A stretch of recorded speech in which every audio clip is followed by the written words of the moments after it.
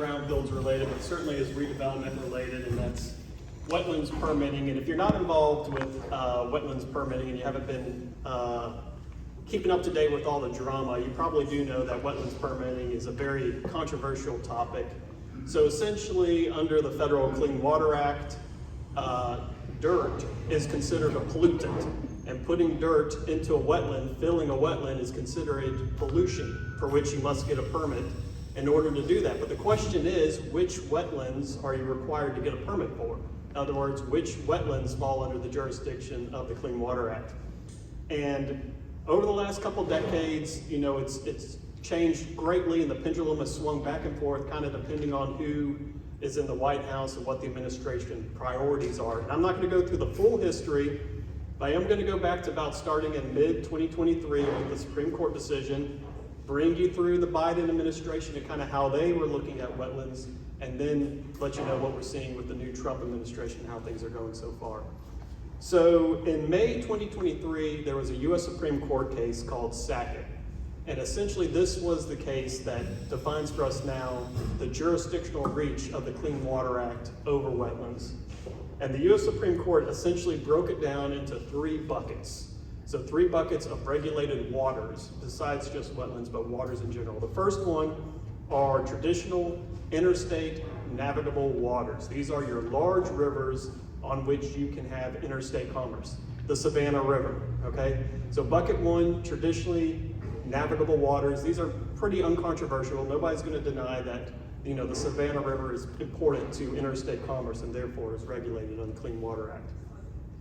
The second bucket are those relatively permanent waters that feed into those traditional waters. So the tributaries to the Savannah River. And when you go up those tributaries, the question is, how far does federal jurisdiction reach? And the Supreme Court answered, well, as long as that tributary is relatively permanent, you got federal jurisdiction there. So that's bucket 2. Bucket 3 comes to the wetlands. The wetlands are adjacent wetlands to either those tributaries or the traditionally navigable waters, buckets 1 and 2, that have a continuous surface connection. That's a quote, continuous surface connection. Keep that phrase in your mind. Making it difficult to determine where the water ends and the wetland begins. So let me read that again. So continuous surface connection, making it difficult to tell where the water ends and the wetland begins. That becomes crucial later. So that was the case in 2023. The Biden administration, in response to that Supreme Court case, issued what they call their conforming rule, which essentially they said, okay, we're going to issue a rule that basically says exactly what the Supreme Court decision says. And that was controversial in itself because there was arguments that maybe they didn't follow the language of the Supreme Court opinion exactly, and they also issued it as a direct rule without a chance for public comment, which is usually required for federal rules.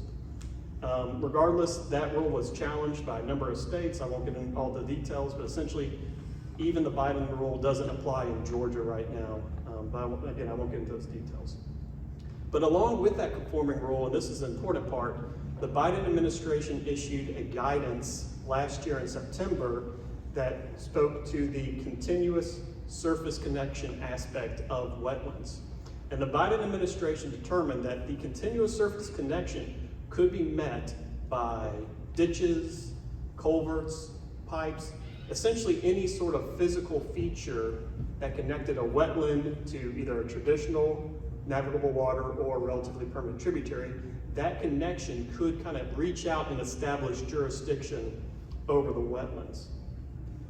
It was a pretty controversial opinion or guidance to be issued because it ignored the aspect of the Supreme Court case that said that you couldn't distinguish between where the water ends and the wetland begins. And there was a number of cases that challenged this, and the Biden administration frankly didn't have a very good record on this. So there was a case out of South Florida district where the court looked at photos of the ditches and saw that there were times when the ditches were not flowing with water. Therefore, they are relatively permanent, and the court found that there was not jurisdiction over the nearby wetlands. Similarly, just down the road here at Sea Island, there was a case where there was a claim that wetlands on the Sea Island property were jurisdictional because through surface runoff, culverts, ditches, those eventually went into a tidal wetland. The judge there looked at photos, saw that there was You could clearly distinguish where the wetland was versus where the culvert was versus where the ditch was. Therefore, those wetlands were not jurisdictional. There was also a number of cases in Louisiana, came to the same conclusion. There was one case out of Connecticut where the government actually won. There was an individual who filled in 13.5 acres of wetlands. The problem there was that the individual decided he was going to represent himself in court and then proceeded not to follow the judge's directions and the rules of the court. And the judge held, because of his violations of the rules, that as a matter of law, that the wetlands were jurisdictional. So that individual ended up having to pay quite a hefty fine. That wasn't a plug to hire an attorney, although you probably should hire an attorney if the government's coming after you.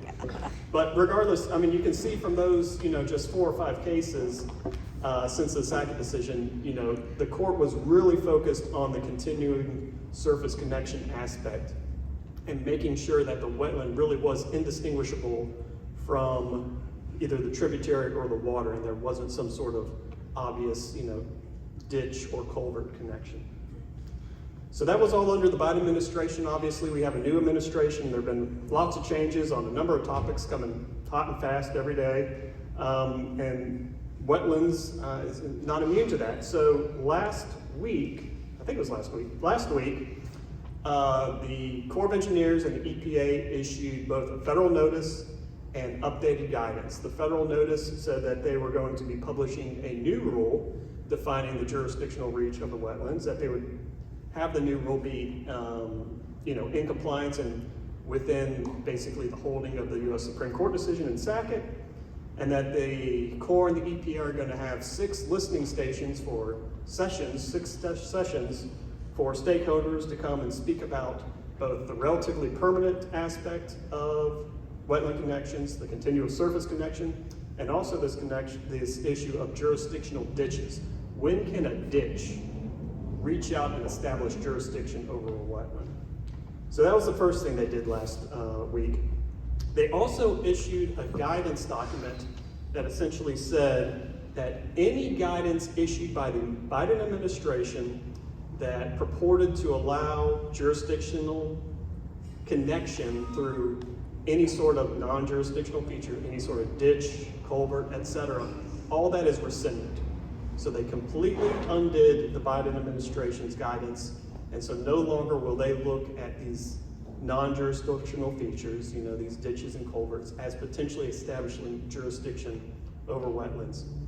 Obviously, that's going to have a massive impact on kind of the jurisdictional reach of the Clean Water Act and what wetlands are potentially required to receive a permit if you're going to fill them in. The Corps and the EPA also established what they call a clear 2-part test for wetlands. And this will sound very, very familiar.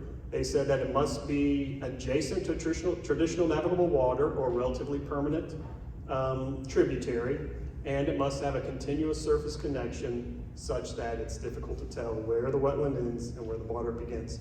That sounds non-controversial, but there was a lot of debate, and some of the court cases talked on this issue of whether or not that statement in the Supreme Court's decision actually created a test, or whether it was just more kind of discussion or dicta. But EPA and Corps now say no, that is a clear 2-part test. You have to have those 2 things in order to establish jurisdiction over a wetland. So that's where we are right now. Like I said, there's going to be 6 listening sessions, and the Corps is really, I think, going to be focused not only on this continuous surface connection issue, but I think they're also going to circle back on the relatively permanent issue and try to determine, when does an intermediate stream become jurisdictional? How many times a year is it allowed to be dry? Does that depend on whether you're in the eastern United States, whether you're in the western United States? At what point does that intermediate stream no longer become jurisdictional? I think it's pretty clear that ephemeral streams are not going to be jurisdictional anymore. There have been some other issues on wetland permitting in Georgia that I just want to touch on really briefly as I wrap up. When seeking a wetlands permit, one of the recent issues has been historical features. There's been a really heightened focus on historical features as part of the wetland permitting process because it is a federal action. There are federal requirements that have to be taken for historical features. And right now, the Corps and Georgia view essentially any structure built before 1960 as a historical feature. So you might have, 1960s ranch house on the property that you're redeveloping that comes within kind of the work area that's potentially being impacted, whether it's a stream crossing or wetlands that are being filled in. And you might have to treat that structure as a historical property potentially, along with all the investigation, reporting, and ultimately the sign-off and concurrence from the Georgia SHPO. Another issue that's really been hanging up a lot of wetland permits are endangered species issues. The Corps and the federal government are taking a really close look at federally endangered species. One in particular that isn't listed yet, but could be coming soon, is the tricolored bat. So this was a bat that was proposed for listing back, I think, in 2022, and was actually supposed to be listed last year around September, but hasn't been listed yet. But this bat occurs in 39 states of the US, including every county in Georgia. So that could potentially be a significant issue for federal permits if that bat is eventually listed. And finally, I want to mention, I know we're in Georgia, but some of you might do some work in Florida. Florida was the third state in the union to actually get authority to have its own essentially wetland Clean Water Act permitting program. It had it for about 2 years before it was taken away by the courts.